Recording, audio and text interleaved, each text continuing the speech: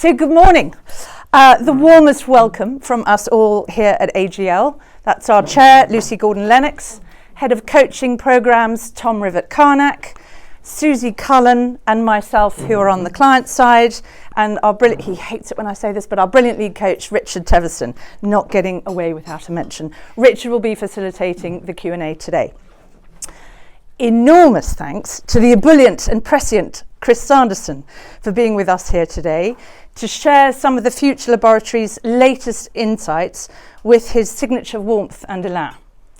For our long-standing clients and friends, a very warm welcome. It's wonderful to be with you again. And for those of you who are newer to AGL, you are now in the fold, and an equally warm welcome.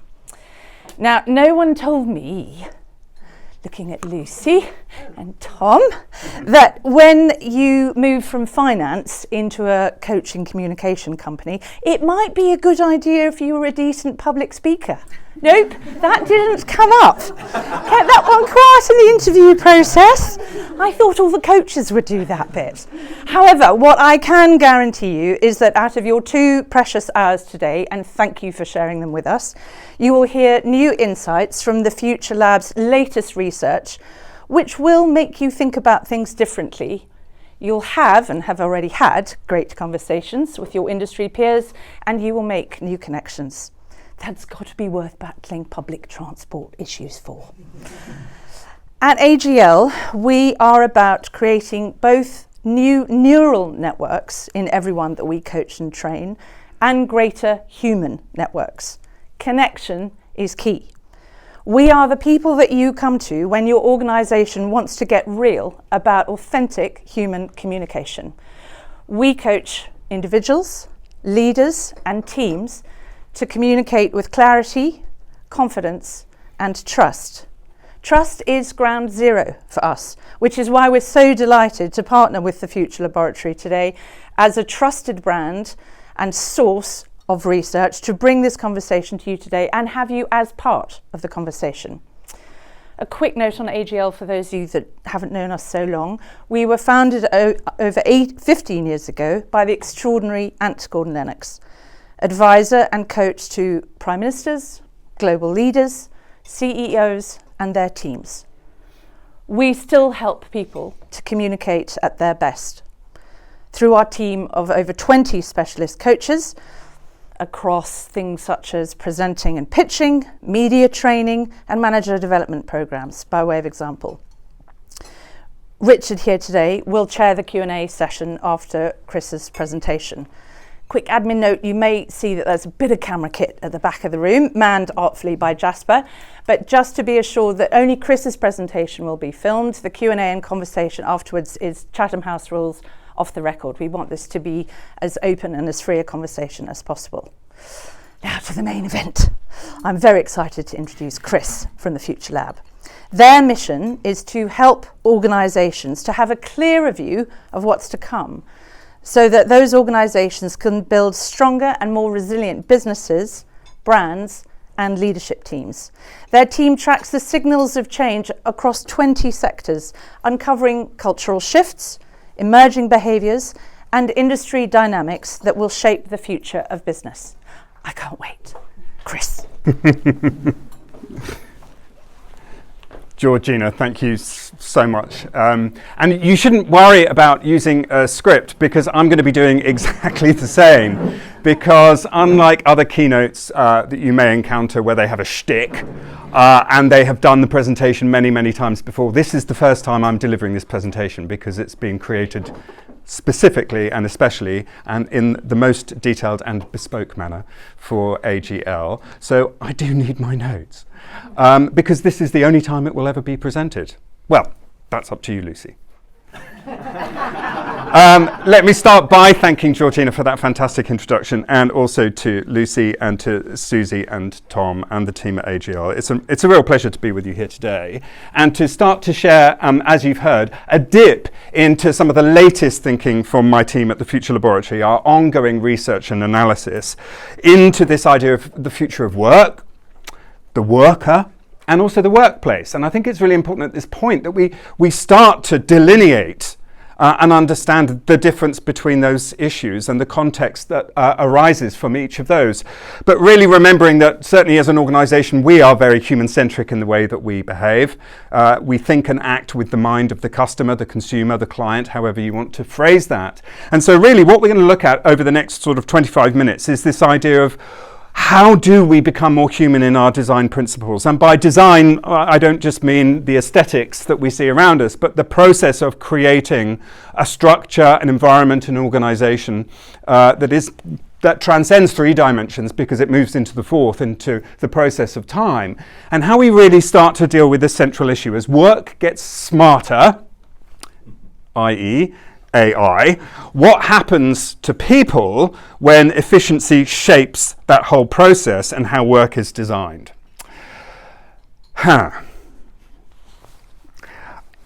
think the crux of the issue that we face here is that I'm not going to embarrass you. Well, I don't know why we should be embarrassed, but I'm not going to ask you all to put up your hands if I ask the question, who here was born in the 20th century? Because I know what the answer is. And if I say, who here was born in the 21st century, I know there's going to be one individual that will be raising their hand.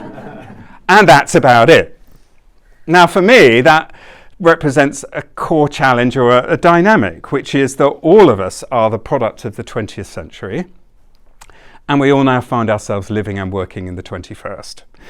And our mindsets and our ways of working are deeply entrenched in the successes and the problems of the 20th century. And here we are trying to apply 20th century solutions to 21st century problems.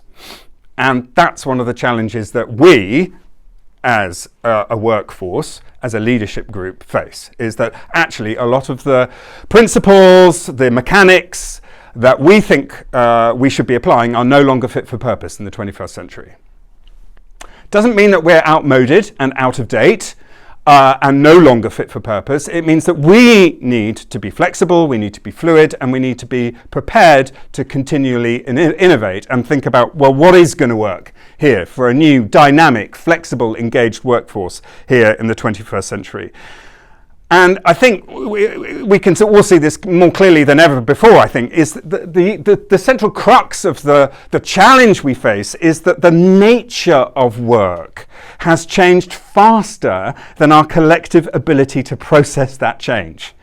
It's the speed that we're all having to work at, which I think is what most of us find so challenging, or maybe even actually quite so refreshing. Today's workplaces are being asked to support new ways of working before we've actually fully processed what those actually require.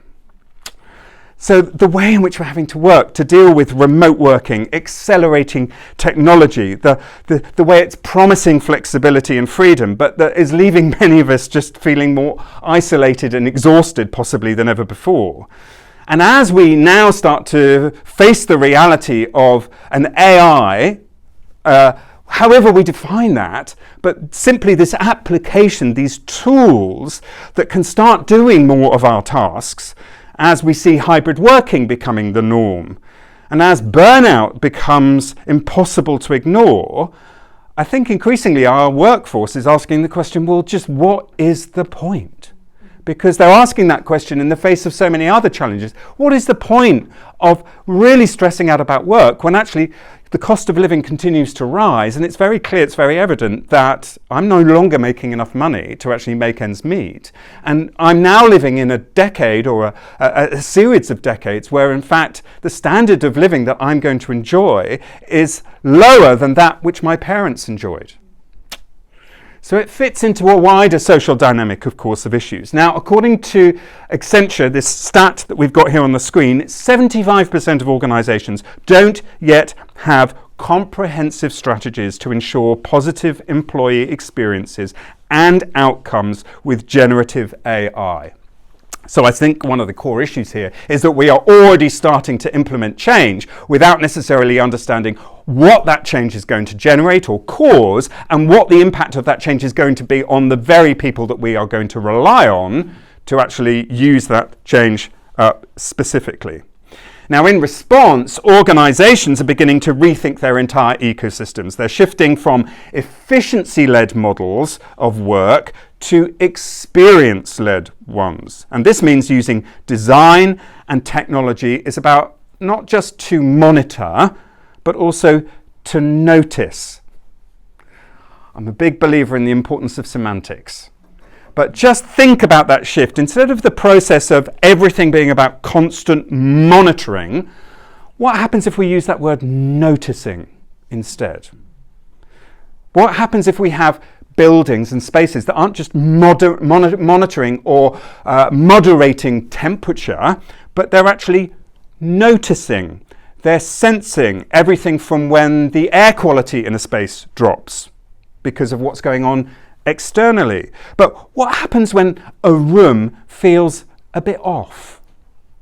When people need different kinds of support, when there's clearly a tension in the air. These are the kind of things that AI supposedly is going to be able to help us to understand how the dynamics of a working environment might be changing, because the AI is noticing the changes in the people who are in that space. What happens if we start to really see what has been termed neurotic architecture come to the fore? That we have workplaces that evolve in rhythm with both human and environmental change. So the next decade, we believe, is going to require a rebalancing of progress but also preservation. And the most forward-thinking organizations will need to draw on their heritage, their, as it were, their cultural DNA, to design futures that are built on meaning, purpose, what the company stands for, but also the shared purpose that we have with each and every one of our employees. And as the workplace designer Kelly Robinson has noted, both the workplace and the people who work for now represent a growing part of people's identities. As a result, they must better reflect their wants, their needs, and their desires, and facilitate their goals. So how do we recognize the sense of both the workplace and who people work for? Because that starts to put the human, I think, at the centre of the issue. So, with that in mind, let's focus on people. And let's start to think about their mindsets. The psychographics of those people that we choose to employ, that we foster, that we invest our time, our effort, our money, and our best hopes in. What are the emerging personas that future-led human-place workplaces must cater for? Now, we've looked at 6 different personas, which I'm going to talk you through, and we hope that these start to capture the expectations, the behaviours, and the inspirations of our 21st century workforce. And they offer a lens for designing work ecosystems that are going to truly resonate with this future workforce.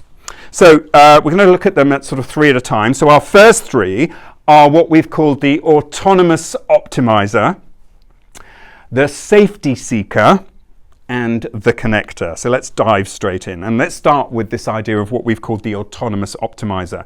Now, this is an employee, a human being, who thrives when they're given the right tools, the support, but also critically the autonomy to get on with their job. They're not resisting technology. Instead, they want to make it work easier and smarter while still protecting space for creativity, for connection and imagination. But what we've started to recognize through our research is that there's already a gap, a bit of a delta starting to form, which is that many organizations are investing and scaling AI tools, but not necessarily in a way that truly supports the employee or effectively amplifies the human qualities of their work. The required action then is to design systems and cultures where automation enhances human potential rather than diminishing it. And somewhat controversially, I think the best example I've got of this actually comes from Anthropic and their recent Keep Thinking campaign for their new AI model, which we're all dipping our toes in and or getting very, very dirty and mucky with, Claude. And I think it's a really good example. The campaign presents the platform as a tool that amplifies human thinking and co-creates solutions, supporting users rather than replacing their decision-making abilities. So let's just have a quick snippet of this new campaign from Anthropic.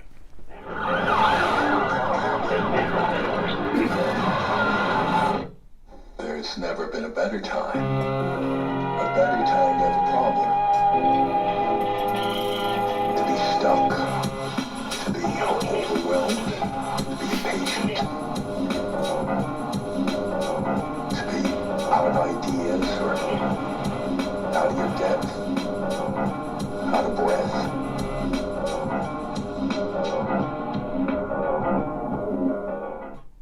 There's never been a better time to have a problem. I mean, if you just think about how that turns the whole issue on its head, I think it's a great campaign. Okay, let's move on to our second persona, the safety seeker, who, as the name suggests, performs best when they feel safe, but also visible. They want to share ideas, to speak up, and to be able to take the initiative without fear of judgment. I think that's a very 21st century mindset. This idea of desiring the security that they feel should be afforded them, but also this idea that they do have a perspective, they do have a point of view. They're not a silent worker. And again, we see there's a trust gap here, often between employer and employee. And this has been highlighted by research from Accenture. Today, only about 29% of employees trust leaders to act in their best interests. 29%. And I think often in large organisations, that gap actually widens, that people can feel anonymous, unheard, or reduced to a role rather than recognised as individuals. And again, I think one of the black marks, may I say, against most of us in the room here of our generation is that we often feel really, oh, please, do I have to listen to you go on about you and your needs? Can't you just do the job? Please. It's not going to wash. I mean, our kind of let this fall off attitude, let's just shake it off, isn't necessarily appropriate as we move forward. The opportunity is to move beyond passive listening and to actively design for psychological safety, creating environments where people feel seen, they feel heard, and confident enough to speak up. So how do we create a genuinely caring and proactive environment for safety and for engagement? Thirdly, you can see I'm having to go through these quite quickly, but I'm going to show these slides again later because hopefully they will spark some conversation.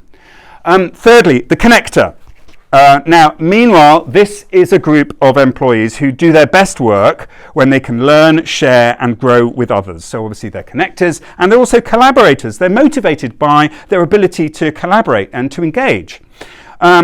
So they're not just functional in terms of what they do. They're an extremely important part of our workforce because they're often the glue that help to bring other groups together because of their desire to be convivial and to engage. They want work to feel really meaningful.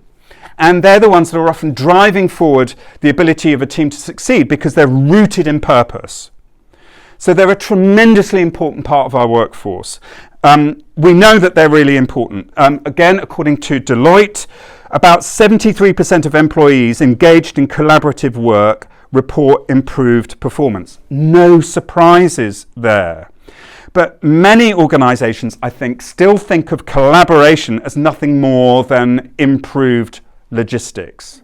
That it's actually about system efficiency. It's joining up the dots and then everything will work better.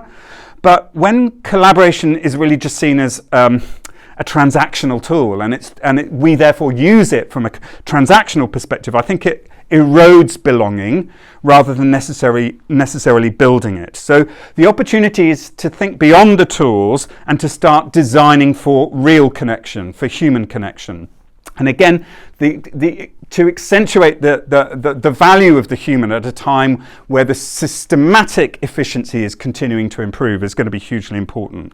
And actually, I think another good tech example of this, of how we see this being challenged, is coming from Google with their new tool Gboard. I don't know if any of you have come across this yet. So Gboard's really interesting.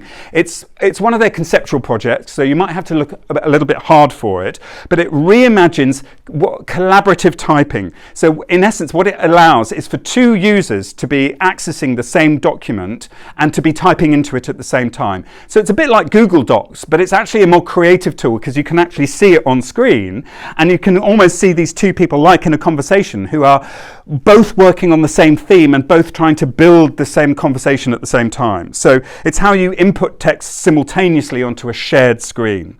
It's designed specifically, obviously, for co-creation and real-time exchange. And it reflects, I think, this shift towards tools that support collective thinking rather than just individual productivity. And I think it's going to be a tool with quite far-reaching effects. Okay, let's move on to our next three personas: the Energy Guardian, the Flex Forger, as you can see, we like our words at the Future Laboratory, and finally, the Legacy Builder. Well, let's start with the Energy Guardian. Now, this is an individual that thrives in environments that restore energy instead of depleting it. They seek jobs and workplaces that, yes, reflect their values and give them purpose, but also leave them feeling energized. So again, this is an individual who is highly connected to the importance and the purpose that work gives them as a human being. But as we all know, most of us in organisations are actually focused on performance and output, and therefore at times employees might leave feeling tired, stressed, or actually disconnected from meaning. And according to PwC, they found that workers experience fatigue, boredom, anger, or who feel overwhelmed are, surprise, surprise, 30% less motivated, highlighting the impact of organisational friction on energy and mood. Now, meanwhile, 40% of business leaders reporting work-related stress have considered leaving their roles, showing that well-being is often more important than the work itself. That's from the DDI, the Global Leadership Development Firm. So we're all at varying stages in our work careers beginning to understand the importance of work balance, the meaning of shared purpose and vision, and just how we start to look after ourselves within the work environment. So just before we move on to the next persona, take a moment to ask yourself, when did you last finish a work day feeling genuinely energized at the end of the day? And what made that different? What was it that left you feeling energized?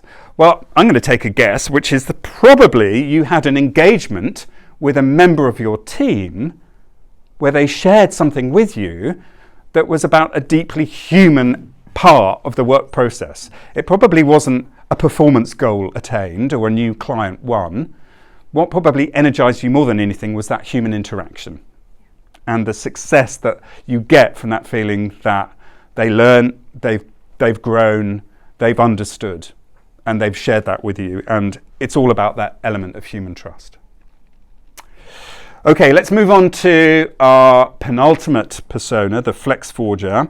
Now, this is an individual that does their best work when work itself can adapt to them, to their schedule, their environment, and their life stages. They're not looking for fixed models, but for systems that will evolve as they do. Even I think in this post-COVID environment, we've still got organisations that are constructed and built around rigidity, set hours, fixed spaces, standardised ways of working. And that disconnection often leads for a whole cohort of our workforce to frustration and to disengagement. But we are increasingly seeing the arrival of new tools and ones that are easy to implement that are being launched that appeal directly to this Flex Forger mindset. And a good example for me is coming from Microsoft Places.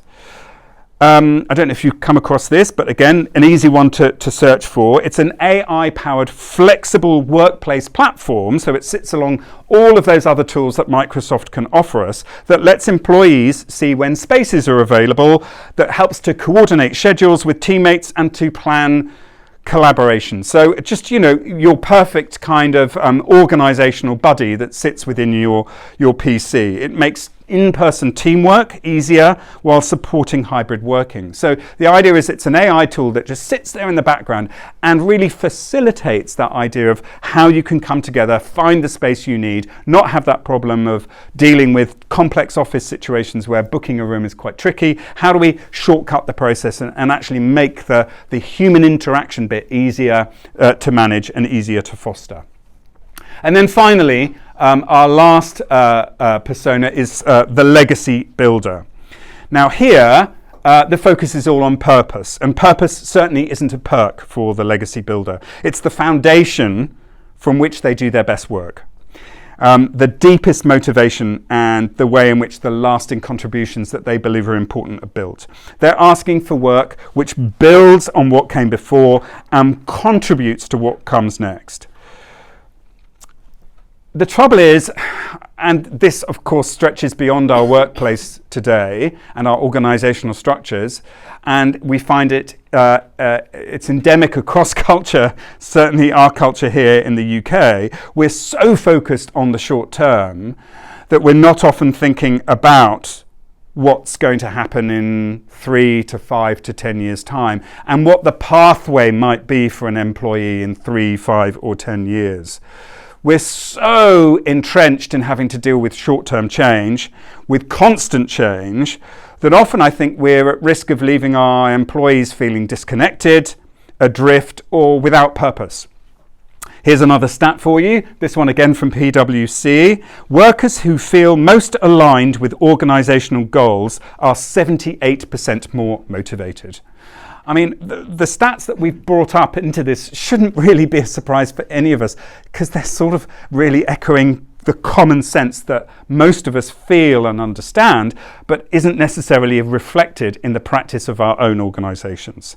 So consider how you might support this persona through spaces and systems and roles that make values and goals really tangible for them, and which allow them to grow and contribute to a company's legacy. Again, we feel that legacy is such an important driver in continued business success rather than playing into heritage and tradition. Again, semantics maybe, but legacy is the opportunity to be thinking forward about what we leave in the future rather than focusing on what's gone before. Now, hopefully the next section of this presentation is going to help to answer some of those conundrums, those problems, or those challenges that I've looked at by addressing the workforce first. So now let's maybe have a little bit of time to think about the future workplace and how we can build on those insights and start to think about how our workplaces need to evolve to meet people's driving expectations and their changing expectations and need states. And here we're going to look at just two overarching themes: designing for positive friction and also looking at this idea of holistic ecosystems. So, in this theme, we're beginning to see, I think, a reaction in designing for friction to years of tech-driven optimization. As work becomes increasingly seamless, employees are increasingly craving the opposite. They're looking for moments of friction that stimulate thinking, emotion, and human connection. Now, somewhat counterintuitively, because I think many of us have spent so much time recently looking at the whole issue of flow and this idea of increasing and improving flow, counterintuitively, research from the University of Technology in Hamburg has shown that unexpected work interruptions can boost creativity rather than stymie it by more than 50%. But when we talk about friction here, we've got to be clear about the type of friction that we're trying to create. It's not about obstacles or inefficiency. It's about this idea of positive friction?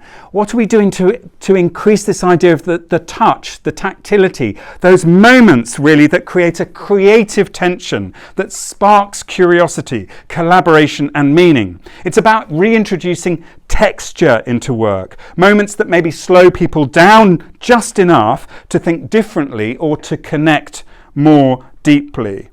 And as you can see from the top corner here, this really appeals to some of those key personas, to our autonomous optimizer, to our energy guardian, and to our flex forger. So, well, how do we start to do that? Well, according to Jenny Adele, who is the author of How to Do Nothing, Resisting the Attention Economy, much of what gives one's life meaning stems from accidents, interruptions, and serendipitous encounters. It's the off time that a mechanistic view of experience seeks to eliminate. And I think what Jenny's doing here is highlighting that meaning doesn't come from constant flow or productivity. It comes from those interruptions, those accidents, and those unexpected encounters. It's the off time that we've been designing out of work that can often turn out to be essential for creativity and depth. And again, of course, we often have this tendency to silo creativity into certain parts of our workforce rather than understanding that everyone in our team needs to be creative and needs the opportunity to be seen of as creative in the way that they approach a problem and a challenge and look for the solution. Now, in order to help us think about how that looks in practice, I've got two case studies for you. And the first is from the US software company that I'm sure we're all familiar with, the software and production house Pixar Entertainment. And from an architectural design perspective, what they've done with their relatively recent move into a new office building, I think is a classic example of design friction done well. What they did in their office space was to create a central atrium, intentionally designed as a forum, a meeting place, the nexus for their organisation. It's a shared crossing point, forcing chance encounters between teams. Because in order to get from A to C, you have to walk through B. Now, what's really interesting about what they did is that this isn't really just a hardware issue or a piece of hardware design, because if you think about it, it's also about the location of teams. Because what we probably all would have done is put certain teams in one wing of the building in order to economize on space or to simplify traffic, because we know all that team needs to work with that team. So we'll put them in wing B, or in wing A, for example. But what they did in terms of thinking about the human element of the design is they actually split those departments up and actually put them in different parts of the building so that they actually had to get up and walk and cross this atrium in order to go and see that person or spend time engaging for that meeting. So there was a deliberate part of software design that was as intentional as the hardware design with the building. And this creates that spatial friction that is a creative strategy that makes collaboration unavoidable and innovation more likely. So how do we make those chance encounters more likely to happen? And it's by thinking about the movement of people throughout the business, throughout the actual structure of the organisation, the building. And then on the right, we've got a case study here from Atlassian, the global enterprise software company. And one of their regular features for teams, for the entire company, is what they call their Ship It days. And these are 24-hour hackathons. Yes, I know, it's very West Coast. But what they do is show how friction can be embedded into culture by creating these 24-hour hackathons, which absolutely interrupt the normal workflow of the entire company, because what they do is they set the company a challenge that needs to be sorted out within the context or the premise of a 24-hour hackathon. So it interrupts everything else that the organisation is doing. The normal workflow, it creates a sense of urgency because the challenge has got to be solved within the 24-hour process. And so therefore it's about urgency, play, and also experimentation. And they're designed pauses from that regular 9 to 5 kind of rhythm that we see within the everyday experience that we have as employees within our work. And the idea is it's really designed to inject energy and creativity and put that back into our everyday work kind of schedule. And then second, this idea of the holistic ecosystem. And this is where we start to see, of course, that the workplace is no longer just somewhere that we can go to do tasks, but instead is becoming increasingly more campus-like, like an ecosystem, a place to learn, to test ideas, to build relationships and grow capability over time. And again, when we think about our future workforce, a 21st century workforce, these become, I think, absolutely critical qualities that we need to embed within our work processes, because as we see from, again, our key personas, this is really appealing to our safety seeker, unsurprisingly, the legacy builder, but also, again, the connector. And I think what's really important here is the idea of the word system. These environments aren't designed as single solutions or hero spaces. They're designed as interconnected layers, social, spatial, cultural, that supports continuous development, not just day-to-day output. Okay, so a question for you here. Who here in the room is part of an organisation that still has flexible working practices within their organisation? Yeah, so you haven't all gone back to everyone in the office 5 days a week, yeah? Okay, so but all of us, I think, probably then recognise that that is still presenting a whole notion of challenges. And one of the key ones that we hear coming up time and time again is culture, culture, culture. So we understand and recognise that actually our teams can be very, very productive when they're working from home, that we have very few employees who are taking liberties with their working time, and in fact probably work harder when they're at home because they're often very focused. But what's it doing to the culture of our organisation? How are we spreading culture? How are we training? How are we mentoring? How are we learning off each other? And this is where I think it becomes really, really important as we start to look at what we need to create in our environments that are really going to appeal to our workforce so that they want to spend time with us within our ecosystem. That we're looking at this idea of learning through proximity, through movement and participation, in the way that suddenly we think of the fact from research from Women Ahead, the support network and professional organisation, that 84% of people say that mentoring relationships provide two-way inspiration, or provides rather two-way inspiration for both the mentor and the mentee. So how we create these ecosystems, these layers of engagement, of professional and social and cultural engagement, I think become hugely important. And that sense, I think, again, of proximity, of what happens when we do spend time together in a real life environment. So a couple of case studies here. The first is from Pearson Lloyd, which is actually a furniture design company, and they make office furniture. And they've come up with a range called Colab, which you can see in this picture here. And Colab, I think, is translating this idea of a holistic ecosystem directly into a practical product, because the range of furniture that they're creating for the 21st century office rejects the idea of a single correct posture for a mode of work, and instead is supporting the idea of movement, sitting, standing, perching, collaborating, and by doing so supporting that actually the way that we use our bodies underpins the way that we use our minds. The two coexist. So perching is a fantastic way of thinking.